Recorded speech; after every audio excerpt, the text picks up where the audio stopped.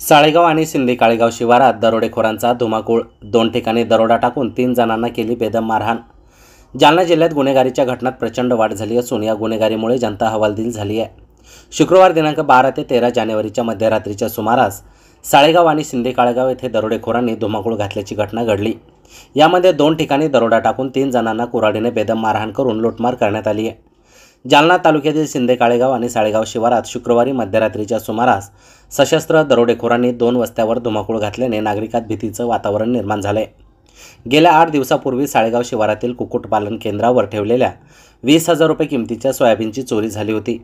याच कुक्कुटपालन केंद्रावर चोरट्यांनी रात्री दरोडा टाकत तेथील शेतकरी व महिलांना लाठ्याकाठ्यांनी व कुऱ्हाडीने बेदम मारहाण केली। या लुटमारीत दरोडेखोरांनी 32,000 रुपये किमतीचा मुद्देमाल चोरून नेलाय।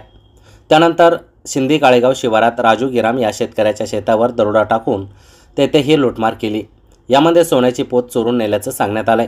या घटनेची माहिती मिळताच उपविभागीय पोलीस अधिकारी सचिन सांगळे, तालुका पोलीस ठाण्याचे पोलीस निरीक्षक जनार्दन शेवाळे, सहाय्यक पोलीस निरीक्षक सावळे, भताने पवार यांच्यासह पोलिसांचा फौजफाटा घटनास्थळी दाखल झालाय। या प्रकरणी तालुका पोलीस दरोडेखोरांचा कसून शोध घेत आहेत। या दरोडा टाकणाऱ्यामध्ये 5 ते 6 जणांचा समावेश होता अशी माहिती स्थानिकांनी दिली आहे।